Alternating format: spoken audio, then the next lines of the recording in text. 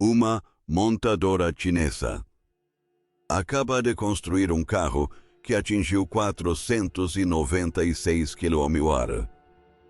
Não um conceito. Não um protótipo único exibido para uma foto de imprensa e trancado em um cofre. Um carro de produção real que foi mais rápido do que qualquer Bugatti, qualquer Koenigsegg, qualquer coisa que a Europa ou os Estados Unidos já tenham colocado em uma pista. Para se ter uma ideia, o carro de rua mais rápido já construído no Ocidente atingiu uma velocidade máxima de pouco mais de 490 km/h. Um recorde da Bugatti estabelecido em 2019 que todos presumiam que duraria anos. Este carro superou isso, mas a velocidade nem é a parte assustadora. O carro se chama Yangwang 9 Extreme e a Yangwang é a divisão de luxo de uma empresa chinesa chamada BYD. Em 14 de setembro de 2025, eles o levaram para uma pista de testes em Papenburg, na Alemanha. Colocaram um piloto alemão chamado Mark Basseng ao volante e o deixaram acelerar. Ele atingiu 496 km/h, 308 mph, velocidade certificada na pista. Essa é a velocidade máxima já atingida por um carro de produção, ponto final. Não o carro elétrico mais rápido, mas o carro mais rápido, a gasolina ou elétrico, que uma pessoa pode comprar e registrar. Estão construindo exatamente 30 unidades para clientes ao redor do mundo. Com pneus especialmente projetados para ultrapassar 500 km/h, porque pneus comuns se despedaçariam nessa velocidade. E é isso que torna esse número tão estranho. Enquanto esse recorde existir, ele pertenceu à Europa e à América. Bugatti, uma marca francesa de propriedade alemã, Koenigsegg, da Suécia, SSC, do estado de Washington. Esses eram os nomes que disputavam a coroa.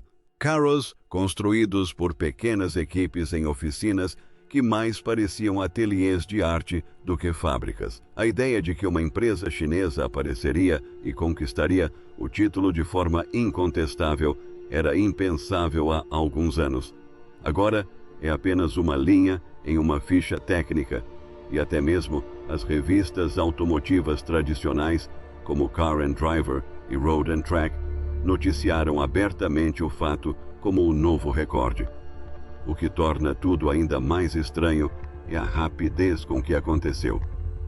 Em agosto de 2024, a versão padrão do mesmo carro atingiu cerca de 375 km/h. Rápido, mas longe de ser um recorde. Em agosto de 2025. Uma versão aprimorada para a pista atingiu 472 km/h, 293 mph, e se tornou o carro elétrico mais rápido do mundo, superando o Rimac, fabricado na Croácia. Algumas semanas depois, a BYD renomeou o modelo para Extreme, levou-o de volta à mesma pista alemã e ultrapassou os 496 km/h, 308 mph. De um desempenho respeitável a um recorde mundial em aproximadamente um ano. Guarde essa linha do tempo.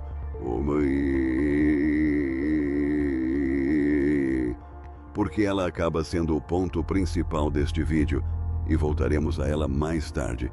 Então, o que realmente tem dentro disso? O U9 Extreme utiliza 4 motores elétricos independentes, um em cada roda, cada um produzindo cerca de 744 cavalos de potência e girando a até 30.000 RPM.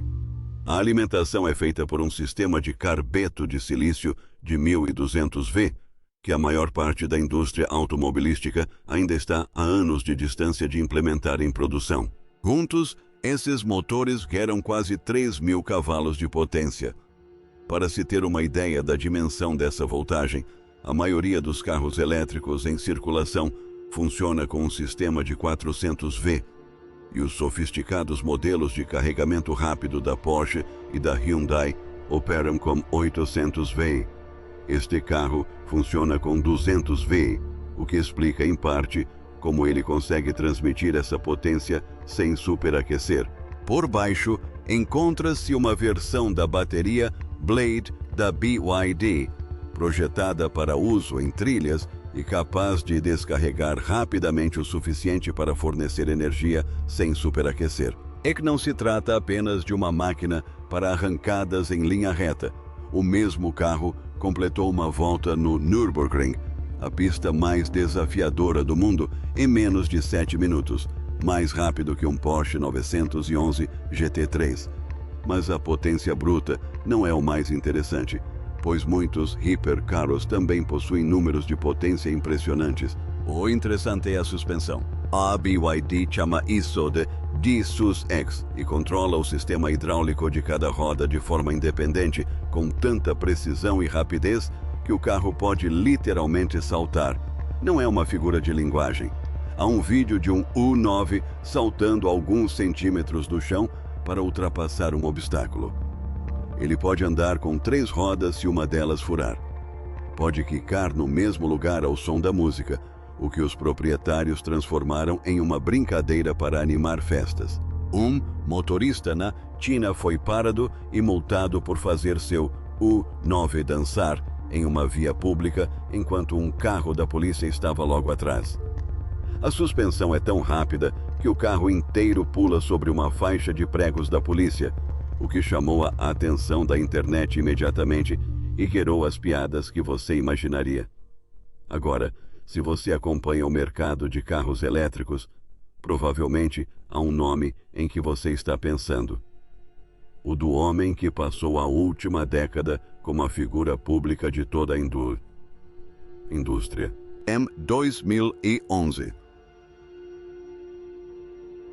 um repórter da Bloomberg perguntou a Elon Musk sobre a BYD como uma potencial rival da Tesla, e Musk riu. Não foi uma risada educada. Ele realmente não conseguiu se conter. "Você já viu o carro deles?", disse ele, antes de acrescentar que não achava que a BYD tivesse um bom produto, que a tecnologia não era muito forte e que o verdadeiro problema da empresa era simplesmente sobreviver na China. Você pode assistir ao vídeo. Ele está rindo diante da câmera da ideia de que essa empresa pudesse algum dia ser relevante. A BYD não passou a década seguinte tentando sobreviver. Em 2025, a BYD vendeu 2 milhões de carros totalmente elétricos em todo o mundo. A Tesla vendeu 1 milhão. Isso representa uma diferença de mais de 600 mil carros em um único ano, e é o segundo ano consecutivo em que os números da Tesla caíram enquanto os da BYD subiram. Isso é apenas a metade elétrica do negócio.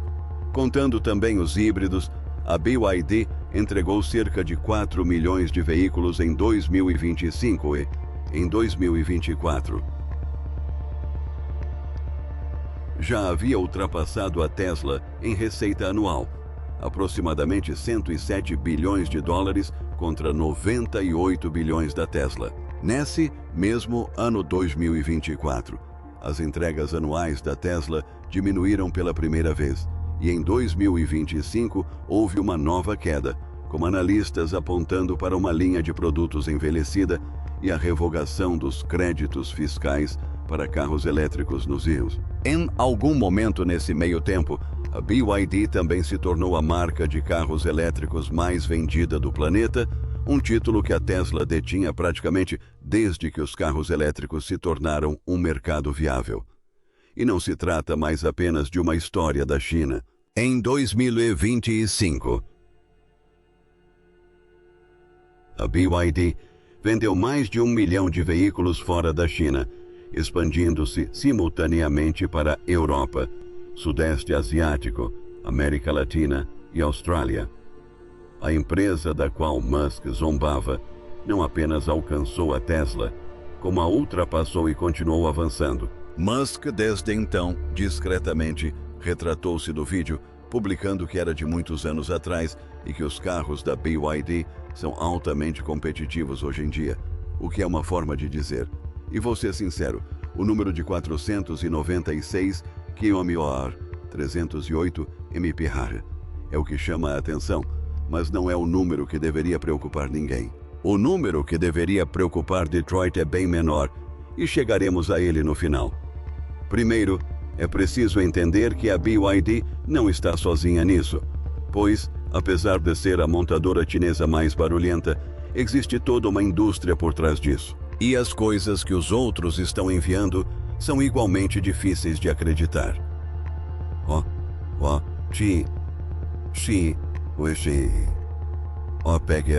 Pegue essa mesma marca Yangwang, um degrau abaixo do hipercarro recordista, e você terá o U8 Shenpoi, um grande SUV de luxo com cerca de 1.180 cavalos de potência. No papel, é um robusto veículo off-road. Na prática, ele faz coisas que parecem inventadas. Consegue girar 360 deg no mesmo lugar, sem se mover para a frente, com as 4 rodas girando em direções opostas, um movimento tirado diretamente dos tanques. Consegue andar na diagonal como um caranguejo para entrar em espaços apertados. E se você acidentalmente dirigir o veículo para um rio inundado, ele possui um modo de flutuação de emergência. O SUV se fecha, flutua na superfície por até meia hora e avança usando suas próprias rodas como hélices até chegar em terra firme. A BYD demonstrou isso dirigindo um deles para dentro de um lago de verdade e deixando-o boiar como um barco. Ele foi projetado para inundações e acidentes, não para diversão, mas a ideia principal permanece. Mesmo em terra firme, ele atravessa mais de 90 cm de água sem snorkel, graças ao seu chassi de longarinas. Um SUV de produção que flutua não é algo que a indústria automobilística ocidental ofereça a qualquer preço. Mas existe a IM Motors, uma marca de veículos elétricos apoiada pela gigante estatal chinesa SAIC. Seu sedã, o IM L6, fez algo que toda a indústria global vem buscando há uma década. Foi lançado com uma bateria de última geração, um pacote semissólido, em um carro que os clientes poderiam comprar já em 2024. Agora quero ser preciso aqui, porque essa parte é constantemente exagerada. Não se trata de uma bateria totalmente de estado sólido, o santo graal, que a Toyota e metade da indústria continuam prometendo para 2027 ou 2030. É um passo intermediário, semissólido, mas é real. Está em um carro de produção agora mesmo e oferece mais de 1.000 km de autonomia no ciclo de testes da China, com carregamento rápido o suficiente para adicionar 400 km em cerca de 12 minutos. O modelo básico L6 começa em torno de 30 mil. A versão com a bateria avançada custa mais, perto de 45 mil. Mesmo assim, trata-se de um sedã de preço médio com tecnologia de bateria, sobre a qual as maiores empresas do setor ainda estão apenas escrevendo comunicados de imprensa. A Toyota vem prometendo há anos que uma verdadeira revolução em tecnologia de estado sólido está prestes a acontecer.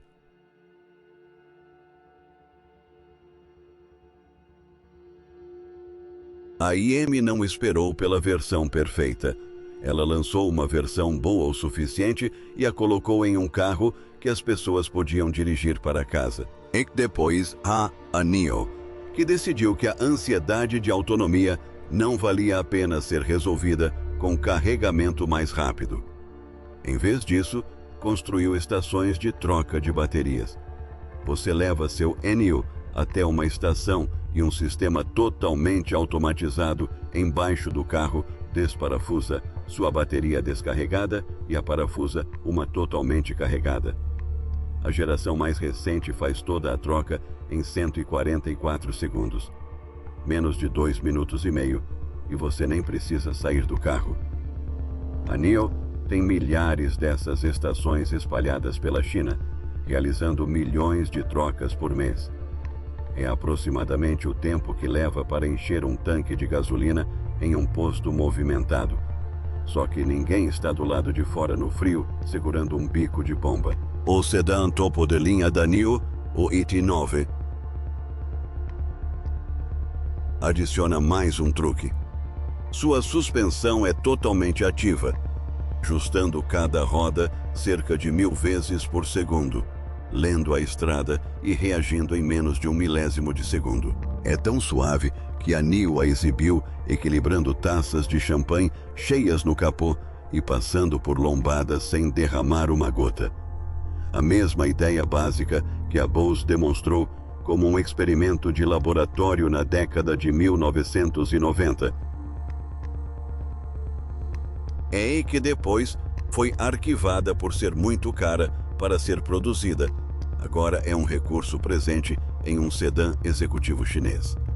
O ET9 também é um dos primeiros carros de produção do mundo a ter direção totalmente eletrônica, sem nenhuma ligação mecânica entre o volante e a estrada, e a tecnologia de troca de direção da NIO está se espalhando para além da própria NIO, com até mesmo a Geely, o grupo por trás da Volvo e da Polestar, aderindo para compartilhá-la. Compare esses 4 por um segundo. Um supercarro que salta do chão, um SUV que flutua sobre um rio, um sedã carregando a bateria do futuro em um preço intermediário, um carro de luxo que você reabastece trocando toda a bateria em menos de 2 minutos e meio. 4 empresas diferentes, 4 problemas de engenharia completamente distintos, todos resolvidos e à venda na China neste exato momento, enquanto o resto do mundo ainda discute se metade disso é sequer possível. Não se trata de uma descoberta fortuita de uma única empresa genial. É um padrão real. E padrões sempre têm uma causa. Se tudo isso está fazendo você repensar suas suposições sobre a origem da tecnologia automotiva atual, inscreva-se no canal. Este canal analisa a história da engenharia e da manufatura na China semanalmente, revelando os mecanismos reais por trás das manchetes, e tem muito mais conteúdo por vir. Agora, voltando à pergunta que realmente importa. Porque a pergunta óbvia é: como?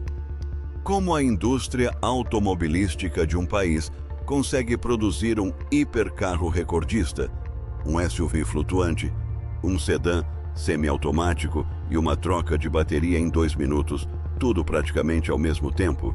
A resposta é uma frase que soa entediante, mas explica tudo. Integração vertical. A maioria das montadoras de automóveis são, na verdade, operações de montagem.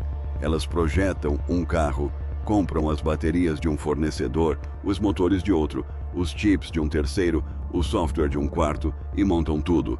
Cada um desses fornecedores obtém sua margem de lucro e cada um opera em seu próprio ritmo. A BYD não funciona dessa maneira. A BYD fabrica suas próprias baterias por meio de uma divisão chamada FinDreams. Ela fabrica seus próprios motores. Ela projeta e constrói seus próprios chips desde 2008. Quando comprou uma fábrica de semicondutores em dificuldades, porque previu a iminente escassez de chips anos antes de qualquer outra pessoa. Ela até extrai parte do seu próprio lítio. Aproximadamente 3/4 dos componentes de um carro BYD são fabricados dentro da própria BYD. Por controlar a bateria, a BYD consegue vender um pacote por um preço 20 a 25% menor do que o de um concorrente que compra um pacote pronto. E essa vantagem se reflete no preço de todos os carros que fabrica. A bateria é o exemplo mais claro. A bateria Blade da BYD é famosa por sobreviver a um teste que incendiaria a maioria das baterias de lítio. Um prego de aço a atravessou sem pegar fogo. Isso é uma questão de segurança, mas também de controle. A BYD pôde redesenhar a célula dessa forma porque era proprietária da mesma e sua divisão de chips agora produz tantos semicondutores que vende o excedente para outras empresas. Esta é uma montadora de carros que também é, discretamente, uma das maiores fabricantes de chips da China. A empresa opera mais de 100 fábricas próprias e vem instalando novas unidades em todo o mundo, na Hungria, no Brasil, na Tailândia e na Turquia.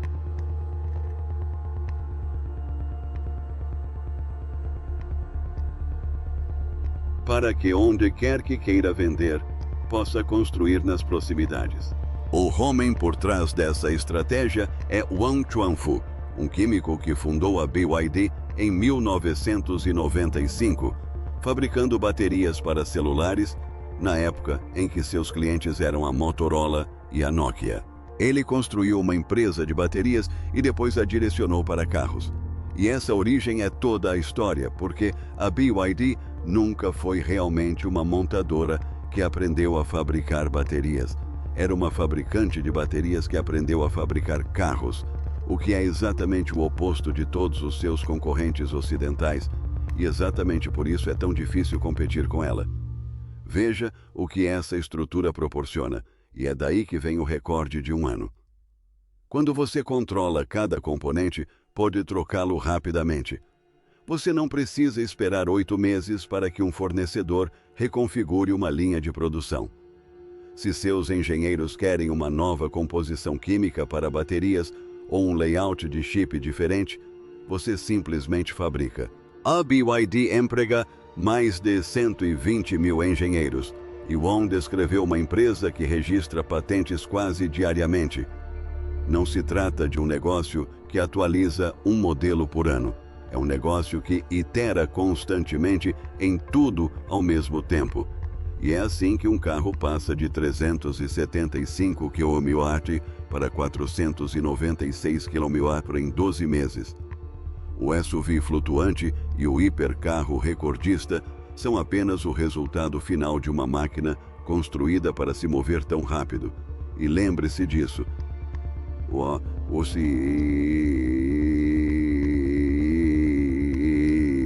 Porque essa mesma máquina está silenciosamente construindo algo muito mais importante do que qualquer hipercarro. É por isso também que as montadoras ocidentais não podem simplesmente copiar o truque. Uma empresa como a Ford ou a Volkswagen passou 100 anos construindo uma rede de fornecedores, comprando suas baterias de empresas externas, suas peças da Bosch, seus chips de quem os tiver em estoque. Não se pode desfazer isso da noite para o dia. Em 2021, quando a escassez global de chips forçou a Ford e a GM a paralisarem fábricas inteiras e estacionarem caminhões inacabados em campos, a BYD continuou produzindo em sua maioria porque fabricava seus próprios chips. Você não pode acordar amanhã e decidir que detém o controle da sua química de baterias, do design dos seus chips e da sua linha de motores, não sem dezenas de bilhões de dólares e uma década que você não tem, enquanto seu rival já está 3 passos à frente. A BYD não superou o Ocidente no marketing, ela o superou na estrutura. Agora, aqui está a parte que muda toda a história, especialmente se você estiver assistindo a isso nos Estados Unidos. Você quase certamente não poderá comprar nenhum desses carros. Nem o hipercarro, nem o SUV flutuante, nem o NIO de troca de motor em 2 minutos. E o motivo não tem nada a ver com os carros em si. Em maio de 2024, o governo do ZEUA elevou sua tarifa sobre veículos elétricos chineses para 100%, quadruplicando-a de uma só vez, e desde então ela tem sido ainda mais alta. Uma tarifa de 100% significa que o preço de um veículo elétrico chinês praticamente dobra assim que ele cruza a fronteira, que na realidade é apenas um muro. Foi projetado para manter esses carros completamente fora de circulação, e funciona. É por isso que o americano médio nunca viu um BYD na rua, e presume silenciosamente, como Musk fez um dia, que os carros chineses simplesmente não são muito bons. A tarifa não tem nada a ver com a qualidade dos carros.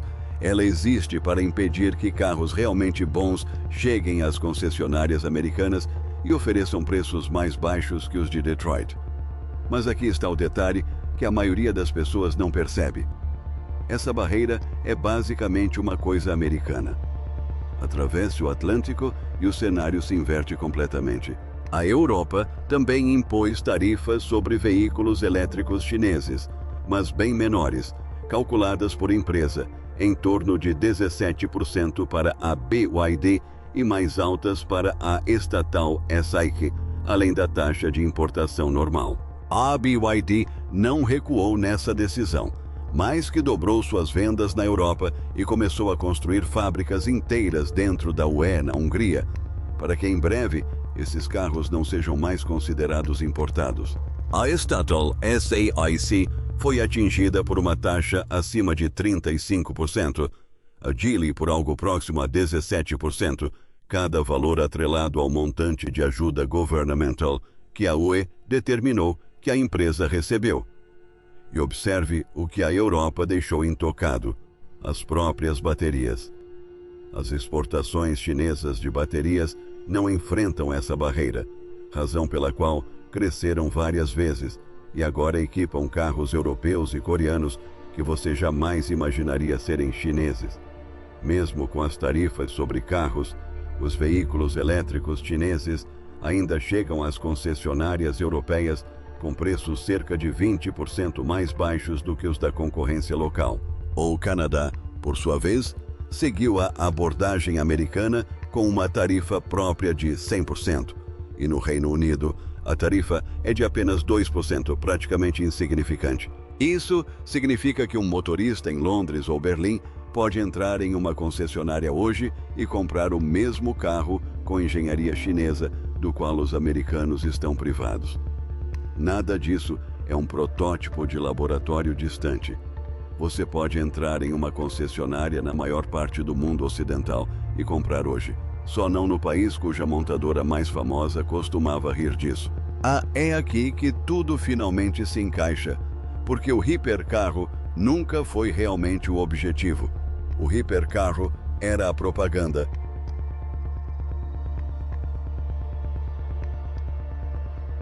A mesma empresa que construiu aquele recordista de 308 milhas por hora, um carro que custa cerca de 235 mil. Também vende um sedã híbrido familiar, o tipo de carro que uma pessoa normal compra para ir ao trabalho e fazer compras por cerca de 14 mil. Vende um pequeno carro hatch urbano por cerca de 10 mil. As mesmas baterias, os mesmos motores, os mesmos chips, os mesmos 120 mil engenheiros, as mesmas fábricas, a mesma máquina implacável que estabeleceu o recorde. As pessoas tratam o hipercarro Yangwang e o carro familiar barato como duas histórias separadas sobre a indústria automobilística chinesa. Na verdade, é uma única história contada a preços diferentes. Os registros mostram o quão longe essa base industrial pode chegar no topo da cadeia produtiva. O carro popular demonstra que ela pode se reinventar e produzir milhões de unidades para todos a baixo custo. E esse carro barato de 14 mil não o que atinge 496 km/h, é o número que deveria assustar Detroit silenciosamente. Era disso que Musk estava realmente rindo em 2011, embora ele ainda não tivesse como saber. Não se trata de um carro, trata-se de uma empresa que discretamente decidiu controlar cada elo da cadeia produtiva e passou a década seguinte transformando isso em uma vantagem que ninguém conseguia copiar com rapidez suficiente. Ele não está rindo agora. Ninguém em Detroit, Stuttgart ou Tóquio está rindo agora porque um hipercarro recordista é notícia, e notícias se dissipam. Mas um carro familiar diz 14 mil fabricado por uma empresa que controla toda a sua cadeia de suprimentos e supera todos os concorrentes em preço, saindo das linhas de produção aos milhões e já inundando as concessionárias por toda a Europa, isso não é notícia. Lembre-se, esta é uma empresa que vendeu bem mais de 4 milhões de veículos em um único ano e continua crescendo, abrindo fábricas, expandindo para novos países, construindo o carro mais rápido do mundo e nas mesmas linhas de produção, fabricando alguns dos carros familiares mais baratos à venda no mundo hoje. Esse é exatamente o cenário que toda a indústria automobilística passou os últimos anos temendo em silêncio. E no próximo vídeo, vamos falar sobre isso. A coisa específica que a China construiu e que toda a indústria mais teme já está na tela.